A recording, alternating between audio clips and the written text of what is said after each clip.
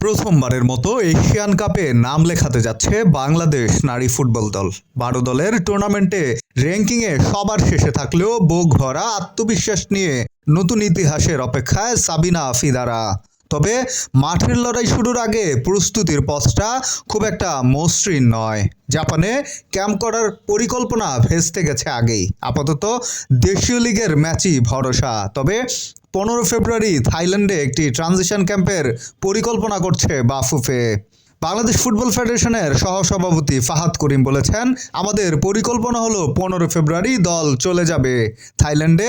5 থেকে 7 দিনের একটি ক্যাম্প করার কথা চলছে, তবে সবকিছু এখনও চূড়ান্ত হওয়ার বাকি। থাইল্যান্ড হয়ে বাঘিনীরা উড়াল দেবে অস্ট্রেলিয়ায়। 22 ফেব্রুয়ারি থেকে সিডনির বিশ্বমানের ভ্যালেন্টাইন স্পোর্টস পার্ক হবে বাংলাদেশের প্রধান ঘাঁটি।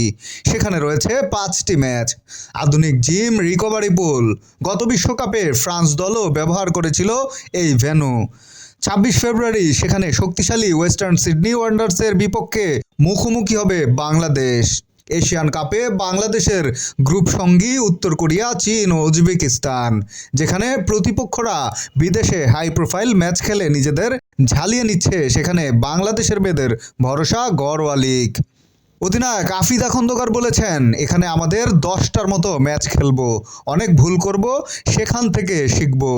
লিগটাকে আমরা অনেক মূল্যবান মনে করছি, কারণ আমাদের ম্যাচ খেলার ওভাবে সুযোগ হয় না। র্যাঙ্কিংয়ের হিসেব নিকাশ যাই বলুক, 1 মার্চ থেকে শুরু হতে যাওয়া এই আসরে জেতার চিন্তা নিয়েই মাঠে নামবে বাংলাদেশ।